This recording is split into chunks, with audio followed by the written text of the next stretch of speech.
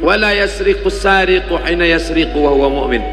Orang yang mencuri, ketika dia mencuri itu imannya tanggal. Wala yashrabus syaribu hina yashrabu wa huwa mu'min. Orang yang minum, orang yang memakai sabu, orang yang menggunakan narkoba, maka ketika dia memakai itu imannya lepas. Hadis ini diriwayatkan oleh Abdullah bin Abbas radhiyallahu anhuma. Muridnya bernama Ikrimah mendengar. Dia dengar hadis itu baik-baik. Pezina imannya lepas, pencuri imannya lepas, peminum khamar imannya lepas. Dalam Islam ada tanya jawab. Ustadz tidak hanya murni monoton saja, Nabi tidak hanya sekedar menyampaikan saja, ada timbal balik, ada take and give, ada masa menyampaikan, ada masa bertanya. Ikrimah murid Abdullah bin Abbas bertanya, ayunza'ul iman, apakah iman itu bisa lepas? Apakah iman itu bisa tanggal? Apakah iman itu bisa tercabut? Apa kata Abdullah bin Abbas? Dia tak menjawab ya, dia tidak menjawab na'am, dia tidak menjawab pakai lidah. Wa syabbaka baina asabi'ihi, dia jalinkan jari jemarinya. Syabbaka, dia jalin jemarinya. Summa naza'aku, kemudian dia lepaskan perlahan-lahan. Hakadha yunza'ul iman, beginilah iman itu lepas dari badan. Hakadha yunza'ul iman, beginilah iman itu lepas dari badan. Seorang pemakai narkoba, ketika dia memakai, maka iman lepas dari badan. Bagaimana imannya lepas? Hakadha yunza'ul iman. Seorang pezina, ketika dia berzina, maka lepaslah imannya dari badan. Bagaimana lepasnya? Hakadha yunza'ul iman. Seorang peminum khamar, seorang pejudi, seorang pencuri maling, seorang koruptor, seorang yang makan haram, hakadha yunza'ul iman, beginilah imannya lepas. Hina taba, ketika dia bertaubat, ada iman itu balik lagi masuk ke dalam badan, lepas dari badan. Hina taba, ketika orang itu bertaubat, ada imannya kembali lagi masuk ke dalam. Artinya apa? Iman bisa lepas dari badan. Alhamdulillah sampai malam ini masih beriman. Besok pagi kalau hidup masih beriman. Andai mati dalam ini, insyaallah.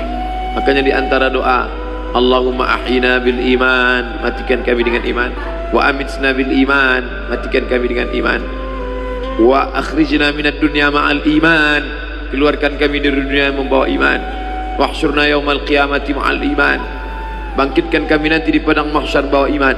Allahumma ja'al akhira kalamina, jadikanlah ucapan terakhir kami indan tihai ajalina, ketika ajal kami sampai, saat Israel mencabut nyawa kami, saat itu ucapan terakhir kami, la ilaha illallah.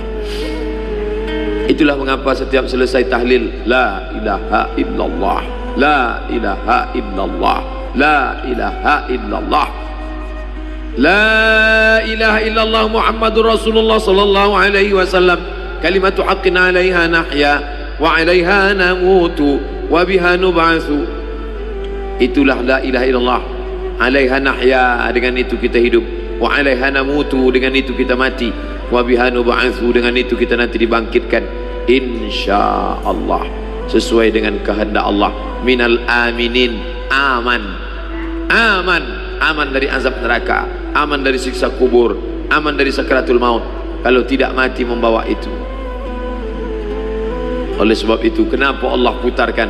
Orang yang tak mengerti, kenapa hari berubah menjadi bulan, bulan berubah menjadi tahun, tahun berubah menjadi windu, windu berubah menjadi abad. Kenapa? Ya, selagi matahari masih berputar, dunia berputar, ya berputar. Kalau dia berhenti, ya kita mati. Itu jawaban orang yang tak bertuhan.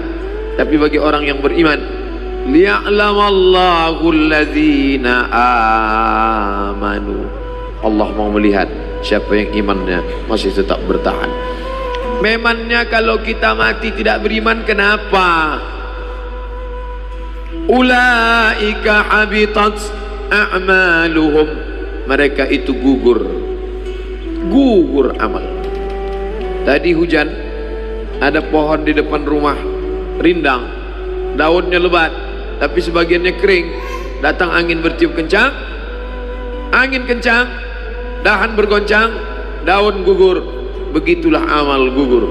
Sedekah gugur, infak gugur, wakaf gugur, sumbangan gugur, anak yatim yang disekolahkan gugur, perbuatan baik gugur, sekolah yang dibangun gugur.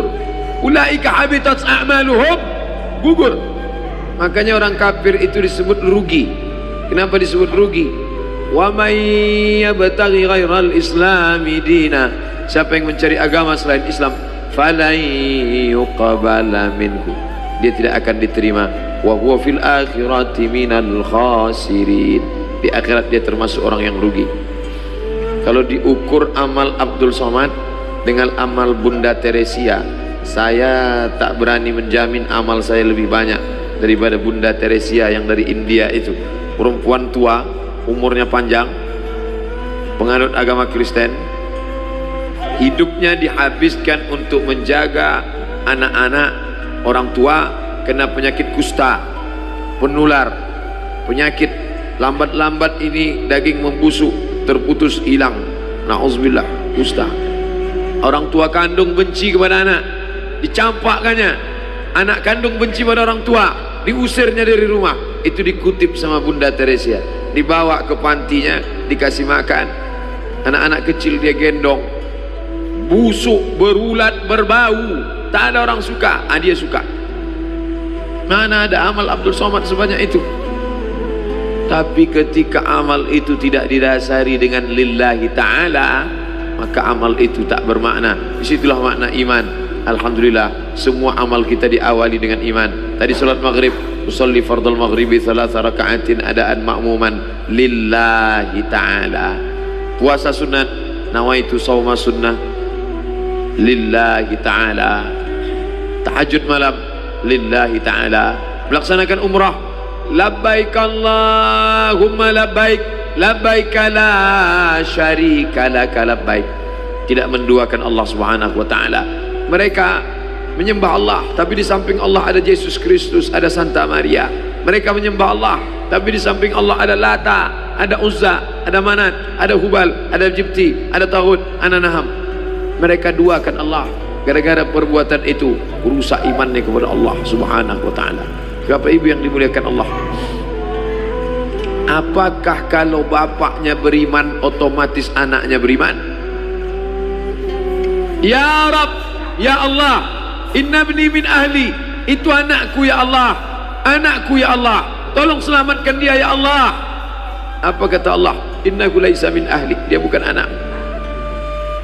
Innahu amalun ghairu salih, karena amalnya tak saleh. Itulah kenapa Nabi Ibrahim minta, Rabbi habli minas salihin, ya Allah kasih aku anak yang saleh. Kenapa? Karena kalau dia tak saleh, dia tak bisa beriman, dia tak bisa menghadap Allah, dia tidak diakui di hadapan Allah subhanahu wa ta'ala.